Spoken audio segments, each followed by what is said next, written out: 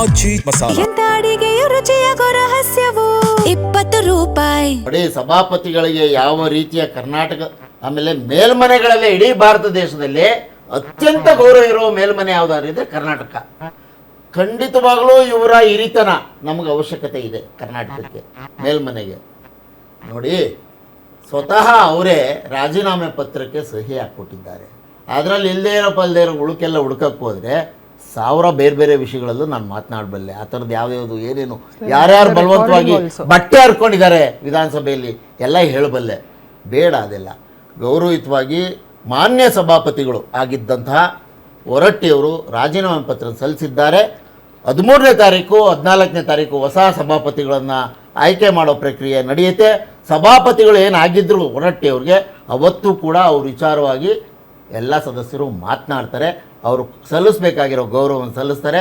ಅವರು ಮತ್ತೊಮ್ಮೆ ಚುನಾವಣೆಯಲ್ಲಿ ಗೆದ್ದು ಬರಲಿ, ಮತ್ತೊಂದು ಸಾರಿ ಅವ್ರಿಗೆ ಸಂಖ್ಯಾಬಲ ಸಿಕ್ಕಿದ್ರೆ ಸಭಾಪತಿಗಳಾಗಿ ಆಗಲಿ. ಈಗ ನಮ್ಮ ಅವಕಾಶ ಇದೆ.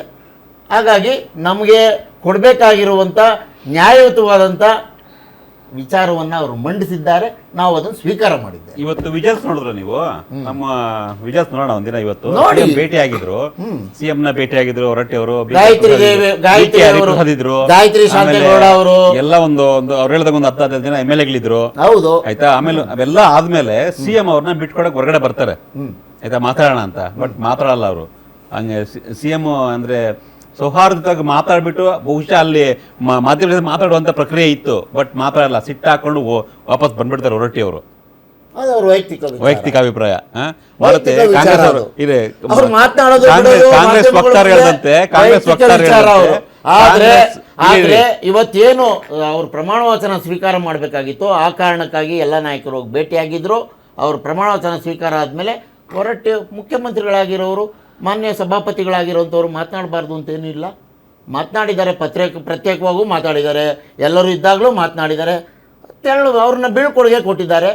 ಮುಖ್ಯಮಂತ್ರಿಗಳು ಬಂದಿದ್ದಾರೆ, ನಂತರ ಅವರು ಮಾಧ್ಯಮಗಳಿಗೆ ಪ್ರತಿಕ್ರಿಯೆ ಕೊಡಬೇಕಾಗಿರೋ ಅವ್ರ ಸ್ವಂತ ವಿಚಾರ ಆದ್ದರಿಂದ ಕೊಟ್ಟರು ಕೊಡ್ಬೋದು, ಬಿಟ್ಟರೆ ಬಿಡ್ಬೋದು. ಅದಕ್ಕೆ ನಮ್ದೇನೋ ಅಲ್ಲಿ ಪಾತ್ರ ಏನೂ ಇಲ್ಲ. ಪಾತ್ರ ನಾವು ನೋಡ್ತಾ ಇದ್ವಿ ಕಳೆದ 4-5 ದಿನಗಳಿಂದ ಕಾಂಗ್ರೆಸ್ನ ಆಗ್ತಕ್ಕಂಥ ಡೆವಲಪ್ಮೆಂಟ್ಸ್, ಬೆಳವಣಿಗೆಗಳು, ಅದು ಸಚಿವ ಸಂಪುಟ ವಿಸ್ತರಣೆ ಆಗಿರ್ಬೋದು, ಖಾತೆಗಳ ವಿಚಾರವಾಗಿರ್ಬೋದು, ಈಗ ಸಭಾಪತಿ ವಿಚಾರ ಆಗಿರ್ಬೋದು. ಸಹಜವಾಗಿ ಎಲ್ಲರೂ ಕೂಡ ಈ ಕಳೆದ 60 ವರ್ಷನೋ 70 ವರ್ಷ ಈ ರೀತಿಯ ಘಟನೆಗಳಾಗಿರಲಿಲ್ಲ. ಕಾಂಗ್ರೆಸ್ ಸರಿಯಾಗಿ ನಡ್ಸ್ಕೊಳ್ತಾ ಇಲ್ಲ ಸಭಾಪತಿ ವಿಚಾರದಲ್ಲಿ ಅಂತ. ಅಲ್ಲ, ಕರ್ನಾಟಕದಲ್ಲಿ ಅಧಿಕೃತವಾಗಿ ಮೈಸೂರು ರಾಜ್ಯ ಆದ ಬಳಿಕ, ಪ್ರತ್ಯೇಕ ಆದ ಬಳಿಕ ಇಂಥದ್ದೇನು ಘಟನೆಗಳಾಗಿರಲ್ಲ. ಮೈಸೂರು ರಾಜ್ಯ ಇದ್ದಾಗಲೂ ಆಗಿಲ್ಲ, ಆಗಲೂ ಮೇಲ್ಮನೆ ಇತ್ತು, ಈಗಲೂ ಇದೆ, ಯಾವತ್ತೂ ಆಗಿರಲಿಲ್ಲ. ಆದರೆ ಇದಕ್ಕೆ ಹೊರತುಪಡಿಸಿ ಒಂದು ಘಟನೆ 2020 ಡಿಸೆಂಬರ್ 15ನೇ ತಾರೀಕು ಆಯಿತು. ಅದಕ್ಕೆ 3 ಪಕ್ಷದವರು ಕೂಡ ಕಾರಣ. ಇವತ್ತು ಹೊರಟ್ಟಿಯವರು ಕ್ಲೈಮ್ ಮಾಡೋಕ್ಕೆ ಬರಲ್ಲ, ನಾನು ಇರಲೇಬೇಕು ಅಂತ ಹೇಳ್ಬಿಟ್ಟು. ಯಾಕಂದರೆ ಅಲ್ಲಿ ಸಂಖ್ಯಾಬಲ ಇಲ್ಲ. ಹೊರಟ್ಟಿಯವರು ಒಂದು ರಿಕ್ವೆಸ್ಟ್ ಮಾಡ್ಕೊಂಡ್ರು ಅಷ್ಟೇ, ನನಗೆ 2 ದಿನ ಟೈಮ್ ಕೊಡಿ, ಡೆಪ್ಯೂಟಿ ಸಭಾಪತಿಯನ್ನು ನೇಮಕ ಮಾಡಿದ ಬಳಿಕ ನಾನು ಆ ಸ್ಥಾನವನ್ನು ತ್ಯಾಗ ಮಾಡ್ತೀನಿ ಅಂತ ಹೇಳ್ಬಿಟ್ಟು. ಆದರೆ ಅಲ್ಲಿವರೆಗೂ ಪೇಷನ್ಸ್ ಇರಲಿಲ್ಲ, ಕಾಂಗ್ರೆಸ್ ಅವ್ರಿಗೂ ಕೂಡ ಪೇಷನ್ಸ್ ಇರಲಿಲ್ಲ. ನಾನು ಇದರಲ್ಲಿ ನೇರವಾಗಿ ಮುಖ್ಯಮಂತ್ರಿಗಳ ಪಾತ್ರ ಇದೆ ಅಂತ ನಾನು ಹೇಳೋದಿಲ್ಲ. ಆದರೆ ಭಾಳಷ್ಟು ದಿನಗಳಿಂದ ಹೊರಟ್ಟಿಯವರನ್ನು ಬದಲಾವಣೆ ಮಾಡಬೇಕು ಅನ್ನುವಂಥ ಒಂದು ಚರ್ಚೆ ವಿಧಾನ ಪರಿಷತ್ನ ಕಾಂಗ್ರೆಸ್ ಸದಸ್ಯರಲ್ಲಿ ಆಗ್ತಿದ್ದು ನಿಜ. ಕೆಲವರು ಹೇಳ್ತಾರೆ 2028ರ ಘಟನೆ, ನಮ್ಮ ಸಭಾಪತಿಯನ್ನು ಯಾವ ರೀತಿಯಾಗಿ ಅವರು ತಿಳಿಸಿದ್ರು, ಹಾಗಾಗಿ ನಾವು ಯಾಕೆ ಇಟ್ಕೋಬೇಕು ಅಂತ. ಈ ಹಿಂದೆ 18ರ ಘಟನೆ ಸರ್, ಅಲ್ಲಲ್ಲ, 2020 ಡಿಸೆಂಬರ್ 15ನೇ ತಾರೀಕು ಆದ ಘಟನೆ. 2018ರಲ್ಲಿ ನೀವು ಅವ್ರು ಕೂಡಿ ಅಲ್ಲಿ ಸಭಾಪತಿ ಮತ್ತು ಡೆಪ್ಯೂಟಿ ಸಭಾಪತಿಯನ್ನು ನೇಮಕ ಮಾಡಿದ್ದು. 2020 ಡಿಸೆಂಬರ್ 15ನೇ ತಾರೀಕು ಜಗಳ ಆಗಿದ್ದು, ದೊಡ್ಡ ಮಟ್ಟದ ಜಗಳ. ರಾಜ್ಯದಲ್ಲಿ ಯಾವತ್ತೂ ಕೂಡ ಅಂತ ಪರಿಷತ್ತಲ್ಲಿ ವಿಧಾನಸಭೆಯಲ್ಲಿ ಆಗಿದೆ. ಎಲ್ಲರೂ ಪಕ್ಷೇತರ 5 ಜನ ಶಾಸಕರು ಯಾವ ರೀತಿಯಾಗಿ BJP ಸರ್ಕಾರ ನಡ್ಕೊಂಡ್ರು ಅಂತ ಹೇಳ್ಬಿಟ್ಟು ನಾವು ನೋಡಿದ್ವಿ. ಆದರೆ ಪರಿಷತ್ತಲ್ಲಾಗಿದ್ದು ಮೊದಲನೇ ಬಾರಿಗೆ 2020 ಡಿಸೆಂಬರ್ 15ನೇ ತಾರೀಕು. ಅದೇ ರೀತಿ ಇವತ್ತು ಕೂಡ ಸಭಾಪತಿ ಅವ್ರನ್ನ ಯಾಕೆ ನಾವು ಮುಂದುವರಿಸಬೇಕು, ಅವತ್ತು ನಮ್ಮನ್ನು ಮುಂದುವರಿಸಿಲ್ಲ ಅನ್ನೋದು ಕಾಂಗ್ರೆಸ್ ಅವ್ರ ಪ್ರಶ್ನೆ. ಅವ್ರದ್ದು ಸಂಖ್ಯಾಬಲ ಜಾಸ್ತಿ ಇದೆ, ಅವ್ರು ಕೇಳೋದ್ರಲ್ಲಿ ತಪ್ಪಿಲ್ಲ.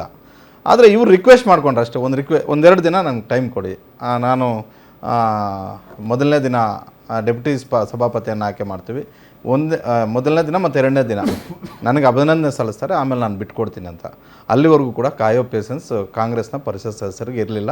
ಮುಖ್ಯಮಂತ್ರಿಗಳು ಒತ್ತಡ ತಂದರು, ಮುಖ್ಯಮಂತ್ರಿಗಳು ಇಲ್ಲ ಕಡ್ಡಾಯವಾಗಿ ಇದು ಆಗಲೇಬೇಕು, ಕಾಂಗ್ರೆಸ್ ಹೈಕಮಾಂಡ್ ಸೂಚನೆ ಇದೆ ಅನ್ನುವಂಥದ್ದನ್ನು ಬೆಳಗ್ಗೆ ಭೇಟಿ ಮಾಡಿದಾಗಲೂ ಕೂಡ ಅದನ್ನೇ ಹೇಳಿದ್ರು. ಹಾಗಾಗಿ ಮಧ್ಯಾಹ್ನ ಬಂದು ಗಾಯತ್ರಿ ಶಾಂತಗೌಡರಿಗೆ ಪ್ರಮಾಣ ವಚನ ಬೋಧನೆ ಮಾಡಿದ ಬಳಿಕ ಈ ಸಭಾಪತಿ ಸ್ಥಾನಕ್ಕೆ ರಾಜೀನಾಮೆ ಕೊಟ್ಟಿರುವಂಥದ್ದು. ಬಟ್ ಇದರಲ್ಲಿ ನನಗನ್ಸುತ್ತೆ 2 ದಿನ ಕೊಟ್ಟಿದ್ರೆ ಇವ್ರಿಗೇನು ನಷ್ಟ ಆಗ್ತಿರಲಿಲ್ಲ. ಅವರು ಆಯಿತು ಸಂಖ್ಯಾಬಲ ಇಲ್ಲ ಅಂತ ಹೇಳಿದ್ಮೇಲೆ ನಾವು ಯಾಕೆ ಅಷ್ಟೊಂದು ಅದನ್ನು ಅವರು ಕೂಡ ಜಾಸ್ತಿ ಸೀರಿಯಸ್ ಆಗಿ ಏನು ಮನಸ್ಸಿಗೆ ತಗೊಳ್ಳೋ ಇರಲಿಲ್ಲ. ಈ ರಾಜ್ಯದಲ್ಲಿ ವಿಧಾನ ಪರಿಷತ್ತಲ್ಲಿ ಅಷ್ಟೊಂದು ಅನುಭವ ಇರುವಂಥವ್ರು ಮತ್ತೊಬ್ರು ಯಾರೂ ಇಲ್ಲ.